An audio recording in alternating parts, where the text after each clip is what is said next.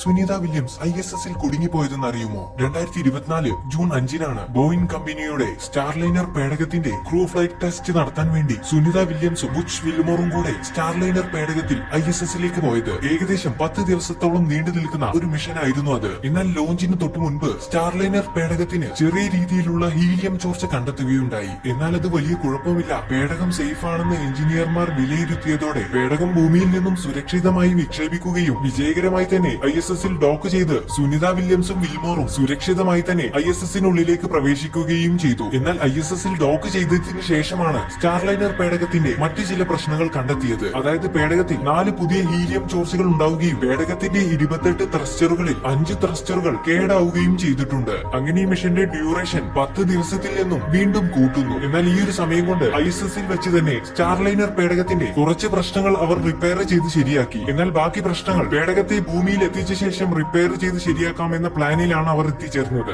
എന്നാൽ ഇത്തരമൊരു അവസ്ഥയിൽ സ്റ്റാർലൈനർ പേടകത്തിൽ അവരെ തിരിച്ചു ഭൂമിയിലേക്ക് കൊണ്ടുവരിക എന്നത് വളരെ റിസ്കി ആയിട്ടുള്ള ഒരു കാര്യമായതുകൊണ്ട് തന്നെ സുനിത വില്യംസിനോടും വിൽമോറിനോടും ISS-ൽ തന്നെ തുടരാനാണ് നാസ നിർദ്ദേശിച്ചത്. ശേഷം ആരുമില്ലാതെ തന്നെ സ്റ്റാർലൈനർ പേടകത്തെ ISS-ൽ നിന്നും സേഫായി ഭൂമിയിൽ എത്തിച്ചു. എന്നാൽ സുനിത വില്യംസും വിൽമോറും ഇങ്ങനെ ISS-ൽ തുടർന്നത് 286ഓളം ദിവസങ്ങളാണ്. എന്നാൽ ഈ ഒരു സമയത്തിനിടയിൽ പലതവണ സുനിത വില്യംസിനെയും വിൽമോറിനെയും ഭൂമിയിലേക്ക് കൊണ്ടുവരാനുള്ള പല മിഷനുകളും പ്ലാൻ ചെയ്തെങ്കിലും അവയൊന്നും നടപ്പാക്കാൻ സാധിച്ചില്ല.